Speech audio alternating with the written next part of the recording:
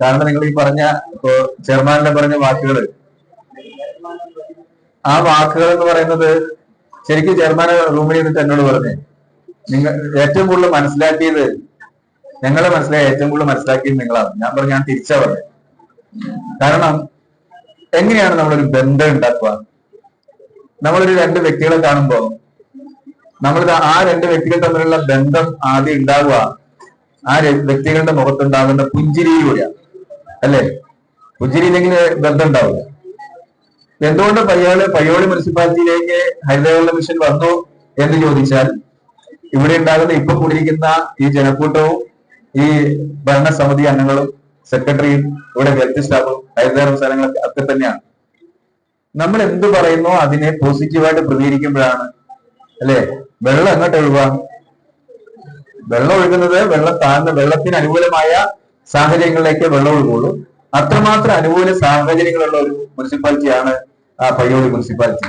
അത് നിങ്ങളുടെ ഒരു കൂട്ടായ്മ വലിയൊരു അഭിനന്ദിക്കേണ്ടതുണ്ടോ? ഒരു സംശയമില്ല. ഇപ്പൊ ഇവിടെയുള്ള ഹരിതകർമ്മ സേനകളടക്കം ഹെൽത്തുകാരടക്കം ഒരു മനസ്സോടുകൂടി പ്രവർത്തിച്ചെന്നുള്ളതാണ്. അവാർഡൊന്നും വെറുതെ അങ്ങനെ കിട്ടില്ല. ആരെങ്കിലും കിട്ടും അവാർഡ്? ഞാൻ വിചാരിക്കുകയാണ് എനിക്ക് അവാർഡ് കിട്ടുന്ന നടക്കില്ല. അവാർഡ് കിട്ടണമെങ്കിൽ അതിനുള്ള പ്രവർത്തനം നടത്തണം. നടത്തണമെങ്കിൽ അതിനുള്ള സാഹചര്യം, ബന്ധപ്പെട്ട സംവിധാനങ്ങൾ ഒരുക്കണം. ആ സാഹചര്യം ഇവിടെ ഒരുക്കപ്പെട്ടിട്ടുണ്ട് എന്നുള്ളതാണ് ഏറ്റവും പ്രധാനപ്പെട്ട ഘടകം. ഏറ്റവും കൂടുതൽ എന്നെ വിളിച്ചിട്ടുള്ള ഇവിടുന്ന് സ്റ്റാൻഡിംഗ് കമ്മിറ്റി ചെയർമാനായ ഹരിദാസ് സാറാണ് ഏറ്റവും കൂടുതൽ വിളിച്ചിട്ട് ഞാൻ അഥവാ മീറ്റിംഗ് ഞാൻ എടുത്തിട്ടില്ലെങ്കിലും പിന്നെയും വിളിക്കും. അവസാനം ഞാൻ എടുത്തില്ലെങ്കിൽ ഞാൻ തിരിച്ച് രാത്രിക്ക് അങ്ങോട്ട് വിളിക്കുക.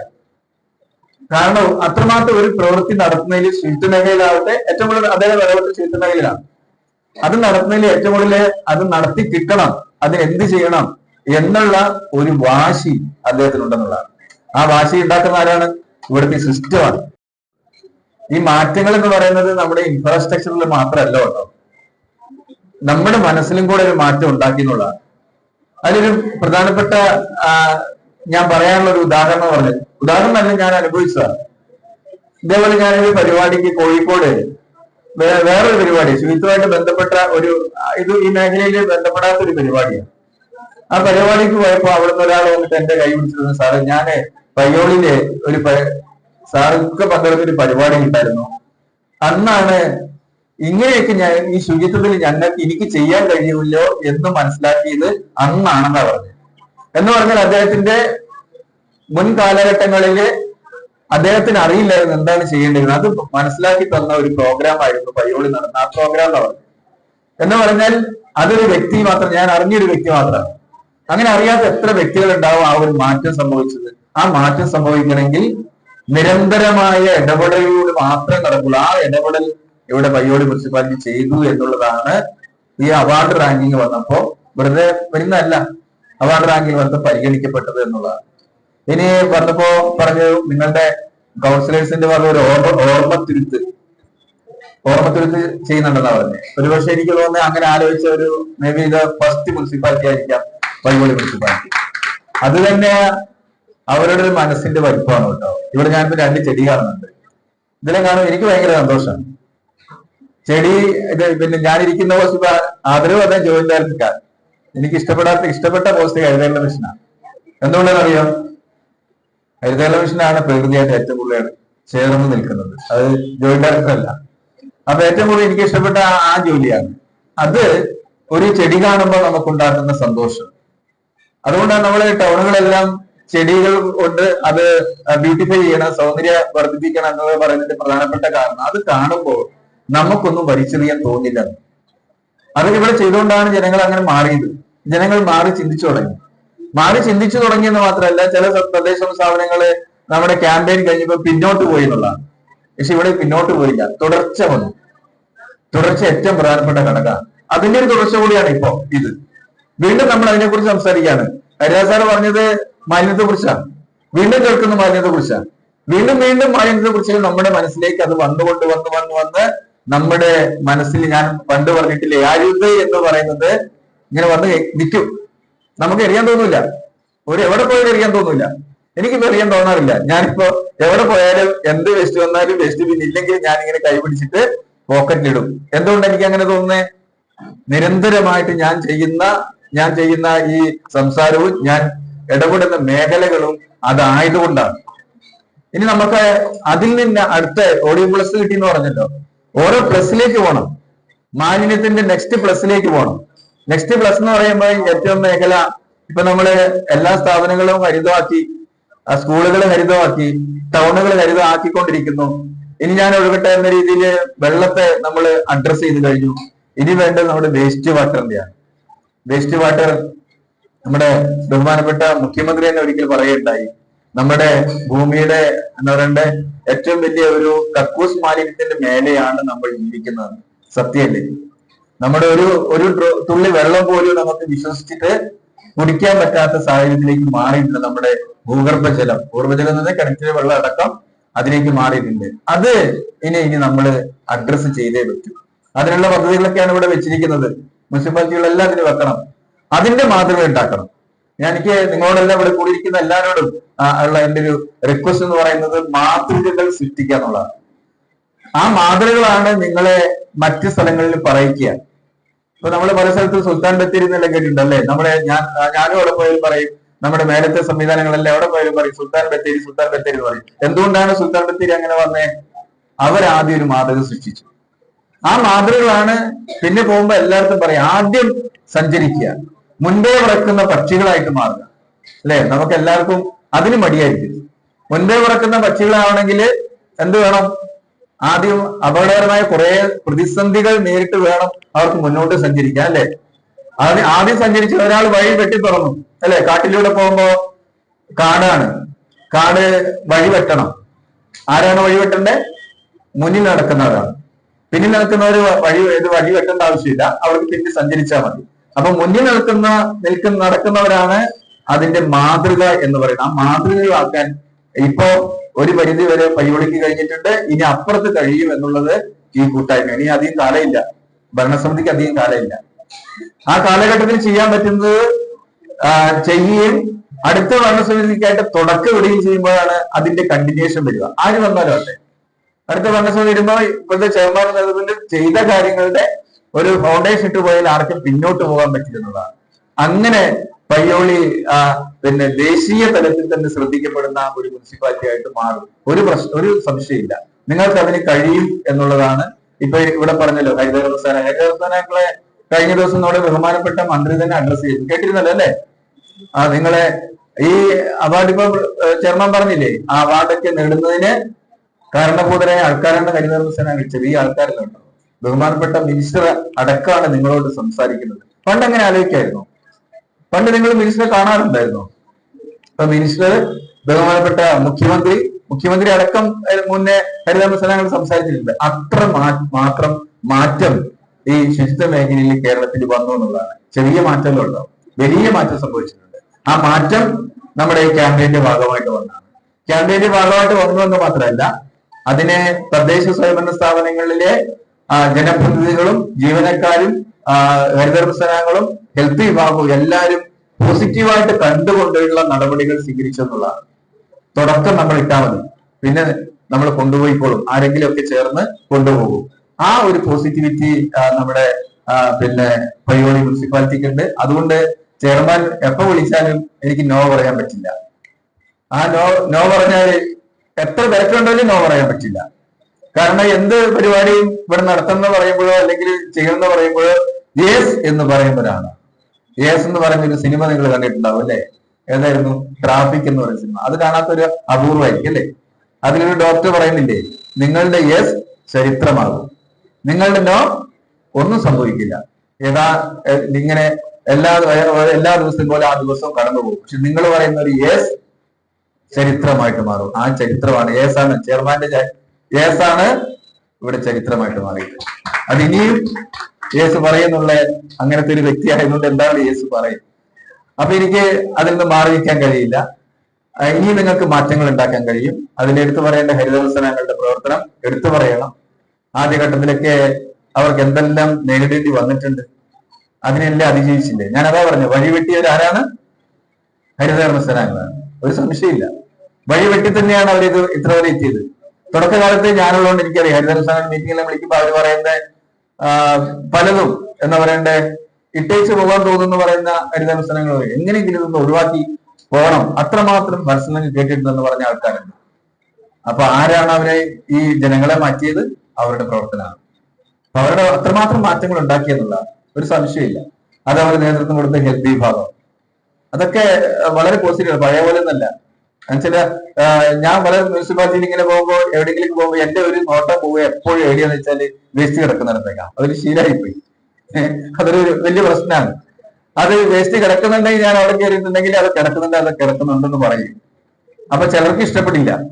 പറഞ്ഞാല് അയ്യോ അത് നമ്മളൊരു നെഗറ്റീവ് ആണല്ലോ അല്ലെ, നമ്മുടെ ഒരു കുറവ് കണ്ടുപിടിക്കാന്ന് പറഞ്ഞാൽ നെഗറ്റീവായിട്ട് നമുക്ക് പൊതുവേ തോന്നുക. ഞാൻ എന്റെ കുറവ് പറഞ്ഞാൽ ഞാൻ പോസിറ്റീവ് എടുക്കാന്ന് അറിയോ? അത് ഞാൻ കറക്റ്റ് ചെയ്യാനാണല്ലോ, ഞാൻ ബെറ്റർ ചെയ്യാനാണ് ഒരാൾ എന്നോട് നെഗറ്റീവ് പറയുന്നെങ്കിൽ ഒരു സംശയം വേണ്ട, ഞാൻ അത് ബെറ്റർ ചെയ്യാന്നുള്ളതാണ്. അപ്പൊ ഒരു സ്ഥലത്തൊരു വേസ്റ്റ് കിടക്കുന്നുണ്ടെങ്കിൽ അവരോട് പറഞ്ഞാൽ അതിന് പോസിറ്റീവ് ആയിട്ട് നീക്കം ചെയ്യാം. എന്തിനു വേണ്ടിയിട്ടാണ്? നമുക്ക് വേണ്ടിയിട്ടാണ്, വേറെ ആർക്കും വേണ്ടിയിട്ടല്ല, നമുക്ക് വേണ്ടിയിട്ടാണ് അത് നീക്കം ചെയ്യുന്നത്. നമ്മുടെ അടുത്ത തലമുറകൾക്ക് വേണ്ടിയിട്ടാണ് നീക്കം ചെയ്യുന്നത്. ആ നീക്കം ചെയ്യുന്നതിനെ പോസിറ്റീവായിട്ട് കാണാനുള്ള ആ ഒരു മാനസിക വികാസം ചെറുതൊന്നല്ല. അങ്ങനെ മാനസിക വികാസം ഉണ്ടായ ആൾക്കാരാണ്. ഞാൻ വീണ്ടും ഹരിതവിമർശനത്തിലേക്ക് എത്തുന്നതാണ്. ഞാൻ ചില ചീത്ത പറഞ്ഞ അടിച്ചോടിച്ച് വാളില് എന്നോട് ഏതോ ഒരു ഹരിതവിമർശനം ഇങ്ങനെ പറഞ്ഞതാണ്. അവരിതുപോലെ ഒരു വലിയ വീട്ടിൽ പോയി, ഞാൻ പറഞ്ഞിട്ടുണ്ടോ എനിക്കറിയില്ല. വലിയ വീട്ടിൽ പോയിട്ട് ഇവര് ബെല്ലടിച്ചു, തുറക്കുന്നില്ല. കാരണം എന്താ? 50 രൂപ കൊടുക്കണല്ലോ, തുറക്കുന്നില്ല. അപ്പൊ ഇവന് സൂക്ഷിച്ചു നോക്കുമ്പോ വീട്ടുടമസ്ഥ ജാലകത്തിലൂടെ ഇങ്ങനെ നോക്കുന്നുണ്ട്, ഗ്ലാസിന്റെ ഇടയിലൂടെ. നമ്മൾ ആലോചിച്ച് നോക്കി. അവരെ മാറ്റണ്ടേ? അവരെ മാറ്റണം. അവരെ മാറ്റാൻ അവരെന്ത് ചെയ്തു? അവര് വീണ്ടും പോയി. അവര് വീണ്ടും പോയപ്പോൾ ഇതേപോലെ കണ്ടു. അവര് പുറത്തു വന്നിട്ട് റോഡിൽ പതുങ്ങിയിരുന്നപ്പോ ഇവര് ഡോറ് തുറന്നു, നേരെ കേറിച്ചു നോക്കും. അങ്ങനെ നിങ്ങൾ നോക്ക്, ആ ഹരിതവിമർശനങ്ങളുടെ ആർജവം നോക്കിക്കേ. വിട്ടില്ലവര്. അങ്ങനെ അവര് വേസ്റ്റ് കൊടുക്കേണ്ടി വന്നു, 50 രൂപ കൊടുക്കേണ്ടി വന്നു. അപ്പോ ആ വീട്ടുടമയ്ക്ക് മനസ്സിലായി ഇവരടുത്ത് രക്ഷപ്പെടാൻ പറ്റില്ല. അങ്ങനെയാണ് നമ്മൾ എങ്ങനെയാ ലക്ഷ്യം കയറുന്നത്? ഞാൻ പറഞ്ഞില്ലേ, വഴിവിട്ട് തെളിച്ചവര് വെറുതെ അല്ല. അങ്ങനെയാണ് വഴിവിട്ട് തെളിക്കുന്നത്. അവര് പിന്തിരിഞ്ഞു വന്നിട്ട് ഒരു മീറ്റിംഗ് വിളിക്കുക, അയ്യോ ഞങ്ങൾക്കൊന്നും കഴിയില്ലേ, ഇങ്ങനെ വാതിലടയ്ക്കാണ് എന്നല്ല അവര് പറഞ്ഞത്. സൊല്യൂഷനും കൂടെ അവരുണ്ടാക്കി അവരെയും കൂടെ ട്രാക്കിൽ കൊണ്ടുപോകുന്നുള്ളതാണ്. അതാണ് നമ്മളെല്ലാവരും ചെയ്യുന്നത്. ഏതോ ഒരു പ്രസിഡന്റ് പറഞ്ഞ എനിക്ക് ഓർമ്മയുണ്ട്. പ്രസിഡന്റ് ഇതേപോലെ നമ്മുടെ ജനപ്രതിനിധികളടക്കം ഇങ്ങനെ ചെയ്ത ആൾക്കാരാണ്. ഞാൻ കിട്ടിയ ഉദാഹരണം പറഞ്ഞോളൂ. അവര് പിന്നെ നിങ്ങളോട് പറഞ്ഞോണ്ടെന്ന് അറിയില്ല, കല്യാണത്തിന് ഇതേപോലെ ചെയർമാനെല്ലാം സ്റ്റാൻഡിംഗ് കമ്മിറ്റിയും അരിയോ സാറും ചെയർമാനൊക്കെ നിങ്ങളോട് ഇങ്ങനെ പറഞ്ഞ കാര്യങ്ങളെ കണ്ടിട്ട് ഇവരൊരു കല്യാണത്തിന് പോവാണ്. കല്യാണത്തിന് പോകുമ്പോ പിന്നെ പ്രസിഡന്റ് കല്യാണത്തിന് പോയി. കല്യാണത്തിന് പോകുമ്പോ അവിടെ കാണുന്ന എന്താ? Paper glass. വിഷമം ഉണ്ടാവോ? എനിക്ക് കണ്ട വിഷമം ഉണ്ടാവും. ഞാൻ അങ്ങനെ ഒരു പരിപാടിക്ക് ഇതേപോലെ ഒരു പഞ്ചായത്തിലെ കുടുംബശ്രീയുടെ പരിപാടിക്ക് പേപ്പർ ഗ്ലാസ്സിൽ ചായ കൊടുത്തപ്പോ എനിക്ക് ഭയങ്കര സങ്കടം തോന്നി. അപ്പൊ ഞാൻ കഴിച്ചില്ല, ഞാൻ ഒന്നും പറഞ്ഞില്ല, കഴിച്ചില്ല. അപ്പൊ അവർക്ക് തോന്നി എന്തോ ഒരു കുഴപ്പമുണ്ടല്ലോ. അപ്പൊ എന്താ ഞാൻ ചോദിച്ചു, നിങ്ങള് മാറാത്തത് എന്താ? അവർ പെട്ടെന്ന് പിടികിട്ടില്ല. എന്താ പിടികിട്ടാത്ത? അവരുടെ മൈൻഡിലേക്ക് മനസ്സിലേക്ക് ഈ സാധനം വന്നില്ല. വരണ്ടേ? വരാത്തത് കാണുമ്പോൾ നമ്മൾ ഇത്രയും പറഞ്ഞിട്ട് നമുക്കൊരു വിഷമം ഉണ്ടാവില്ലേ? ആ വിഷമം ആ പ്രശ്നം ഉണ്ടായി. കല്യാണത്തിൽ പേപ്പർ ഗ്ലാസ്സില് വെള്ളം കൊടുക്കുന്നു, പായസം കൊടുക്കുന്നു. എന്താ നമ്മൾ കൊടുക്കുന്ന? അവർക്ക് രോഗം കൂടെയാണ് കേട്ടോ. നമ്മൾ കൊടുക്കുന്ന രോഗം കൂടെയാ, പായസം അല്ല കൊടുക്കുന്നത്. പായസത്തിന്റെ കൂടെ വിഷം കൂടെ നമ്മൾ അതിൻ്റെ അകത്ത് മിക്സ് ആയിട്ട് വരും, അതാ കൊടുക്കുന്നത്. അത് ഉണ്ടാകാൻ പ്രസിഡന്റ് പറഞ്ഞു, ഞാൻ ഇത്രയും പറഞ്ഞിട്ട് ഇവരെന്താ മാറാത്ത എന്നുള്ളൊരു വിഷമം ഉണ്ടല്ലോ. നമ്മൾ കുട്ടികളോട് പറഞ്ഞിട്ട് വീണ്ടും കുട്ടികൾ കുരുത്തക്കേട് കാണിച്ചാൽ കുസൃതി കാണിച്ചാൽ നമുക്ക് എന്താ തോന്നുന്ന വിഷമം തോന്നില്ലേ? അതേപോലെ ആ പ്രസിഡന്റ് അവിടുന്ന് ഭയങ്കര വിഷമത്തില് ഇമോഷണൽ ആയിട്ട് അവിടുന്ന് സംസാരിക്കേണ്ടി വന്നപ്പോഴാണ് അവർക്ക് അവരുടെ ഡിഫക്റ്റ് മനസ്സിലായത്. അവരുടെ ചിന്ത ആ തരത്തിൽ പോയില്ലല്ലോ എന്ന് മനസ്സിലായത്. അവരെ കൂടിയിരുന്നവരെല്ലാം അപ്പൊ തന്നെ പേപ്പർ ഗ്ലാസ് മാറ്റി വാടകക്കാരോട് പറഞ്ഞ് സ്റ്റീൽ ഗ്ലാസ് കൊണ്ടുവന്നിട്ട് കൊടുത്തിട്ടാണ് ആ ചേഞ്ച് ഇനി അവരൊരിക്കലും മറക്കില്ല എന്നുള്ളതാണ്. ആ ചേഞ്ചാണ് നമ്മൾ ഓരോരുത്തരും നമ്മൾ എവിടെ പോകുന്നോ അവിടെ എല്ലാം ചെയ്യേണ്ട പ്രവൃത്തി എന്ന് പറയുന്നത് ആ ചേഞ്ചാണ്. ഞാൻ പോകുമ്പോ ഒരു സ്ഥലത്ത് അങ്ങനെ സ്വാഭാവികം ചിലപ്പോൾ സംഭവിക്കാം. കാരണം എന്താ? എന്റെ മനസ്സിലുള്ളത് അവരുടെ മനസ്സിൽ ഉണ്ടാവില്ല. എന്താ ഒരു പേപ്പർ ഗ്ലാസ് ഉപയോഗിച്ചാൽ അല്ലെ, സിമ്പിൾ ആയിട്ട് പേപ്പർ ഗ്ലാസ് ഉപയോഗിച്ചാൽ എന്താ കുഴപ്പം എന്ന് ചിന്തിക്കുന്നവനെ അല്ലെങ്കിൽ അവരെ നമ്മൾ പറഞ്ഞുകൊണ്ട് അതിന്റെ അപകടം മനസ്സിലാക്കി പറഞ്ഞ് തിരുത്തുമ്പോഴാണ് അതിന് സ്ഥായിയായ മാറ്റം വ്യക്തികളുണ്ട്. മാനസാന്തരം എന്നൊക്കെ നമ്മൾ വേറെ അർത്ഥത്തിൽ പറയുമെങ്കിലും നമ്മുടെ മാലിന്യ സംസ്കരണ സംവിധാനത്തിൽ ഒരു മാനസാന്തരം ആ വ്യക്തിക്ക് ഉണ്ടാവുക. അങ്ങനെയാണ് അവർ മാറുക. ആ മാറ്റമാണ് നമുക്ക് ഉണ്ടാവുക എന്നുള്ളതാണ്. അതില് പയ്യോളി മുനിസിപ്പാലിറ്റി വേസ്റ്റ് മാനേജ്മെന്റിന്റെ കാര്യത്തിൽ വളരെയധികം മുന്നോട്ട് പോയിട്ടുണ്ട്. പക്ഷെ നമ്മുടെ അത് വലിയൊരു ബാധ്യത ആണ്. എന്താ ബാധ്യത? നിലനിർത്തുക എന്നുള്ളത്. നിലനിർത്തിയില്ലെങ്കിൽ ജനങ്ങൾക്ക് വിശ്വാസം ഉണ്ടാവില്ല കേട്ടോ. നമ്മൾ ഏതൊരു നേട്ടവും നേടിയിട്ട് ഒരു തദ്ദേശ സ്വയംഭരണ സ്ഥാപനം നേടിക്കഴിഞ്ഞാൽ അത് നിലനിർത്തി കൊണ്ടുപോയില്ലെങ്കിൽ ജനം എന്താ പറയാ, അതിന്റെ ഒരു താൽക്കാലിക പരിപാടിയാന്ന് പറയും. നിലനിർത്തി കൊണ്ടുപോകുമ്പോഴാണ് ജനങ്ങൾക്ക് നമ്മളിലുള്ള വിശ്വാസം വരിക, ജനങ്ങൾ നമ്മളുടെ കൂടെ നിൽക്കുക എന്നുള്ളതാണ്. അത് പയ്യോളിക്ക് കഴിഞ്ഞുകൊണ്ടാണ് തുടർച്ചയായിട്ട് ആദ്യം നമ്മുടെ സ്റ്റേറ്റ് പിന്നെ തദ്ദേശ സ്വയംഭരണ വകുപ്പ് നടത്തിയ അവാർഡിൽ വാങ്ങി, രണ്ടാമത് സ്വച്ഛ സർവേഷൻ പുരസ്കാരങ്ങളിൽ വാങ്ങി, ഇനിയും പുരസ്കാരങ്ങൾ വരുന്നുണ്ട്. അപ്പൊ ഇനിയും പുരസ്കാരങ്ങൾ വരണമെങ്കിൽ പുരസ്കാരം എന്ന് പറയുന്നത് ഒരു ബെഞ്ച് മാർക്ക് മാത്രമാണ്. നമ്മുടെ ലക്ഷ്യം എന്താണ്? നമ്മുടെ ലക്ഷ്യം ജനസമൂഹത്തെ മാറ്റലാണ്. അതിലുള്ള ഒരു ഇൻസെന്റീവ് മാത്രമാണ് നമുക്ക് കിട്ടുന്ന പുരസ്കാരം എന്ന് പറയുന്നത്. അപ്പൊ നമ്മൾ സുസ്ഥിരമായിട്ട് നിലനിർത്തുന്നത് വീണ്ടും ആ പുരസ്കാരങ്ങൾക്ക് പരിഗണിക്കപ്പെടും, വീണ്ടും മാറാത്ത ജനങ്ങളെ മാറ്റാൻ കഴിയും, നമ്മുടെ നാട് മുഴുവനും ഹരിതസുന്ദരമായിട്ട് മാറും എന്നുള്ളൊരു സംശയ ലേശമന്യേ നമുക്ക് എടുക്കാം. വേറൊന്ന്, ഞാനിപ്പോ TDRFനെ കണ്ടപ്പോ ചെയർമാൻ പറഞ്ഞപ്പോ എനിക്ക് ഭയങ്കര സന്തോഷം തോന്നി. എന്താ അറിയോ, അടുത്ത വലിയൊരു പണി നമുക്ക് വരുന്നുണ്ട്. എന്താ? ABC. അതായത് പട്ടികളുടെ നമ്മള് പിന്നെ വലിയൊരു നിയമമുണ്ട്, സെക്രട്ടറിക്ക് ഇവിടെ ഹെൽത്തുകാർക്കൊക്കെ അറിയാം. അതും കോടതി ഇടപെട്ടിട്ടുണ്ട്, അത് വരാൻ പോവാ. അതിലും പയ്യോളി മുനിസിപ്പാലിറ്റി മുൻപേ സഞ്ചരിച്ച പക്ഷികളാണെന്ന് ഞാൻ മനസ്സിലാക്കി. അതാണല്ലോ TDRF പട്ടി കടിക്കുമ്പോഴും എടുത്തുകൊണ്ട് പോകുന്നതിലൊക്കെ ഉള്ള ആർജവം കാണിച്ചത്. അങ്ങനെ ഒരു സൈന്യം തന്നെ ഇവിടെ ഉണ്ടാക്കിയത് അതും കൂടെ അതിന്റെയൊക്കെ ഭാഗമായിട്ട് വന്നതും ഒരു മാതൃകയാണ് എന്ന് പറയാതിരിക്കാൻ വയ്യ. അതില് പ്രത്യേക അഭിനന്ദനം പയ്യോളിക്ക് തദ്ദേശ സ്വയംഭരണ വകുപ്പിന്റെ ഭാഗമായിട്ട് അറിയിക്കുകയാണ്. അതിൽ വേണ്ടത് പട്ടികൾ പെരുകും. പട്ടികളെ അങ്ങനെ നമുക്ക് നിയമപ്രകാരം കൊല്ലാനും കഴിയില്ല, പക്ഷെ അതിനെ വർദ്ധീകരിക്കണം. വർദ്ധീകരിക്കുമ്പോൾ ഉള്ള നടപടികളാണ് നമ്മുടെ ഏറ്റവും വലിയ ബുദ്ധിമുട്ടായിട്ട് നമുക്ക് മനസ്സിലാവുന്നത്. അതില് പട്ടികളെ അങ്ങനെ നമ്മള് പിന്നെ ഇതിൽ ഏറ്റവും അപകടം പിടിച്ച പട്ടികൾ എന്ന് പറയുന്നത് വീട്ടിൽ വളർത്തിയിട്ട് അതിന്റെ ഏതെങ്കിലും ഒരു സമയത്ത് ആ പട്ടി അൺവാണ്ടഡ് ആകുമ്പോൾ പുറത്തേക്ക് ഇറക്കി വിടുന്ന പട്ടികളാണ്. അതാണ് ഏറ്റവും അപകടകരം. അങ്ങനെ ചില പട്ടികളുണ്ട്. സാധാരണ തെരുവ് നായ്ക്കൾ അത്ര അപകടകാരികളല്ല. ആ പട്ടികൾ കൂടുതൽ കടിക്കുന്ന അഗ്രസീവായ ആൾക്കാരാണ്. അതിലങ്ങനെ ഞാൻ കഴിഞ്ഞ ഒരു 4 മാസം മുന്നേ നിങ്ങളൊരു പത്രവാർത്ത കണ്ടിട്ടുണ്ടാവും അല്ലെ? TVയിലും സോഷ്യൽ മീഡിയയിലും കണ്ടിട്ടുണ്ടാവും, വിഷ്വൽ മീഡിയയിലും കണ്ടിട്ടുണ്ടാവും. തിരുവനന്തപുരത്ത് വന്ന ഒരു അമ്മയുടെ കുട്ടി മരണപ്പെട്ടിരുന്നു, ഓർമ്മയുണ്ടാവും. ആ അമ്മയുടെ കുട്ടിയെ പട്ടി കടിച്ചത് നമ്മൾ ഓരോരുത്തരും കൊണ്ടിരുന്നു, നിങ്ങളല്ല കേട്ടോ, ഞാൻ പറയുന്ന ജനസമൂഹം കൊണ്ടിടുന്ന അവിടെയുള്ള ഒരു മാലിന്യ കൂമ്പാരത്തിന്റെ അടുത്തുകൂടി കുട്ടി സ്കൂളിലേക്ക് നടന്നു പോകുമ്പോഴാണ്. ആ മാലിന്യ കൂമ്പാരത്തിൽ കൊണ്ടുപോയിട്ടിരുന്ന വേസ്റ്റ് എന്ന് പറയുന്നത് ചിക്കന്റെ അടക്കമുള്ള വേസ്റ്റ് ആയിരുന്നു. അത് കഴിക്കാൻ വരുന്ന പട്ടിയാണ്. കുട്ടി അത് കൈവശപ്പെടുത്താൻ വരുന്നത് അഗ്രസീവായിട്ട് കുട്ടിയെ കടിക്കുകയാണ് ഉണ്ടായത്. അതിലാണ് ആ കുട്ടി മരണപ്പെട്ടു പോയത്. ആ അമ്മ പറഞ്ഞ വാക്കുകൾ നമുക്ക് വലിയൊരു പാഠമാണ്. വീണ്ടും ആൾക്കാർ അവിടെ വേസ്റ്റ് കൊണ്ടിട്ടു. അപ്പൊ അമ്മ, നിങ്ങളെല്ലാം പലരും കണ്ടിട്ടുണ്ടാവും, പിന്നെ TVയിലൊക്കെ കണ്ടിട്ടുണ്ടാവും. എന്താണ് നിങ്ങൾ പഠിക്കാത്തത്? എന്റെ കുട്ടി മരിച്ചത് നിങ്ങൾ കൊണ്ട് വേസ്റ്റ് തിന്നാൻ വേണ്ടി വന്ന പട്ടി കടിച്ചിട്ടാണ്. നിങ്ങളുടെ കുട്ടികളും അതിലെ സ്കൂളിലൂടെ പോകുന്നതല്ലേ? എന്താണ് നിങ്ങൾ പഠിക്കാത്തത്? വലിയ ചോദ്യമാണ് കേട്ടോ നമ്മളോട് ഓരോരുത്തരോടും. നമ്മൾ ചിക്കന്റെ വേസ്റ്റ് ഇപ്പോഴും പൂർണ്ണമായിട്ടല്ല, എന്നാലും ചിലരൊക്കെ കവറിൽ പൊതിഞ്ഞ് കൊണ്ട് സൈഡിൽ ഇടുന്നുണ്ട്. ആ ഇടുന്ന വേസ്റ്റ് എന്താവും? പട്ടികളെ ക്ഷണിച്ചു വരുത്തും, അത് കടിക്കും അല്ലെ? അതിനൊരു ഭീതി തോന്നിയാൽ അത് കടിക്കും, പട്ടി കടിക്കും, സ്വാഭാവികമായിട്ട് കടിക്കും. കടിക്കുമ്പോൾ ഉണ്ടാകുന്ന പ്രശ്നങ്ങൾ അത് നമ്മൾ ഓരോരുത്തരും ചിന്തിക്കുന്ന അടുത്ത സ്റ്റെപ്പ് അതിലായിരിക്കണം. അതിൽ ഞാൻ എന്റെ ചെയർമാനുള്ള അഭ്യർത്ഥന, അതിനും കൂടെ ഒരു മാതൃക നിങ്ങൾ കാണണം, കണ്ടെത്തണം. അതിലൊരു മാതൃകയാണ് ഇപ്പോൾ TDRF എന്ന് പറഞ്ഞത്. ഇനി അത് മാത്രമല്ല, അതിലേക്ക് കൂടെ പിന്നെ വന്നുകൊണ്ടായിരിക്കണം പയ്യോളി ABC-യിലും ഇതേപോലെ അവാർഡുകളൊക്കെ ഉണ്ടാവും. അവാർഡുകൾ ഉണ്ടാവുന്നല്ല, അവാർഡ് ഞാൻ പറഞ്ഞല്ലോ ഒരു ബെഞ്ച് മാർക്ക് മാത്രമാണ്. പക്ഷെ നമുക്ക് വേണ്ടത് മാറ്റങ്ങളാണ്. നമ്മുടെ ചരിത്രം പരിശോധിച്ചത് നിങ്ങൾക്കറിയാം. ഏറ്റവും നല്ല സംസ്കാരം എന്ന് പറയുന്നത് എന്താണെന്നറിയോ? ഏറ്റവും നല്ല വേസ്റ്റ് മാനേജ്മെന്റ് ഉണ്ടായിരുന്നു. നമ്മുടെ സിന്ധു നാഗരികതയൊക്കെ നമ്മൾ പഠിച്ചിട്ടുണ്ടാവും. അവിടുത്തെ പിന്നെ വലിയ ബാത്ത്, കുളം, എല്ലാവരും കുളിക്കുന്ന കുളം, അവിടുത്തെ ഡ്രെയിനേജ് സിസ്റ്റം, അതാണ് ലോക മഹത്തരമായിട്ട് പറയുന്ന സംസ്കാരത്തിന്റെ ഏറ്റവും മഹത്തരമായിട്ട് അതാണ് പറയുന്നത്. ആ ഒരു രീതിയിലുള്ള ഏത് സമൂഹമാണേലും പുറത്തുനിന്ന് വരുന്നവർ ആദ്യം പറയാ, ടൂറിസ്റ്റുകൾ പറയാ, നിങ്ങൾ നമ്മുടെ നാട്ടിലെ വേസ്റ്റ് മാനേജ്മെന്റ് കണ്ടിട്ടാണ്. അല്ലാണ്ട് നമ്മൾ നല്ല മനോഹരമായ സൂര്യോദയം കാണുമ്പോൾ അല്ലെങ്കിൽ നല്ല മനോഹരമായ ബീച്ച് കണ്ടിട്ടല്ല. ആ ബീച്ചിൽ പോകുമ്പോൾ അവിടെ കിടക്കുന്ന പിന്നെ വേസ്റ്റ് കണ്ടാൽ അവര് മനോഹരം എന്ന് പറയില്ല. അപ്പൊ അത്തരത്തിലുള്ള മാറ്റങ്ങൾ ഉണ്ടാക്കാൻ നമുക്ക് കഴിയും. മാറ്റങ്ങൾ ഒരു പരിധിവരെ നമുക്ക് കേരളത്തിൽ ഉണ്ടായിട്ടുണ്ട്, ഇനിയും ഉണ്ടാകും. നമ്മുടെ ക്യാമ്പയിൻ ഇവിടെ അവസാനിക്കുന്നില്ല. അതിന്റെ പിന്നെ എന്താ പറയണ്ടേ, നല്ല രീതിയിൽ പെർഫോം ചെയ്ത പയ്യോളിക്ക് എല്ലാ തരത്തിലുള്ള അഭിനന്ദനം അറിയിക്കുന്നതോടൊപ്പം ഈ ആദരവ്, ഞാൻ പറഞ്ഞ ആദരവ് വീണ്ടും എന്നെ എന്താ പറയാ, ആദരവുകൾ മനുഷ്യനെ വീണ്ടും ഉത്തരവാദിത്വം കൂട്ടും അല്ലെ, ഉത്തരവാദിത്വം കൂട്ടും. അതോടൊപ്പം ഈ ആദരവ് വലിയ ഭാരവും കൂടിയാണ് അല്ലെ, ആദരവ് വലിയ ഭാരവും കൂടിയാണ്.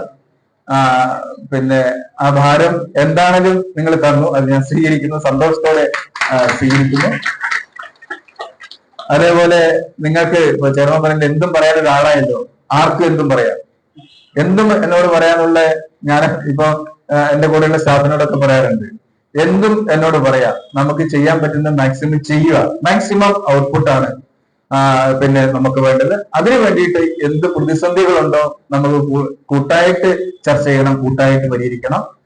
അതിലൂടെ മാത്രമാണ് ഒരു സമൂഹം മാറുക, അല്ലെങ്കിൽ ഒരു മാറ്റങ്ങൾ ഉണ്ടാവുക എന്നുള്ളതാണ്. ആ മാറ്റങ്ങൾ അതിൽ ഏറ്റവും പ്രത്യക്ഷ ഉദാഹരണങ്ങളാണ് നിങ്ങൾ. ഞാൻ ആവർത്തിക്കുന്നില്ല. എല്ലാ തരത്തിലുള്ള ആശംസകളും നൽകുന്നു. ആദരവ്, നന്ദി.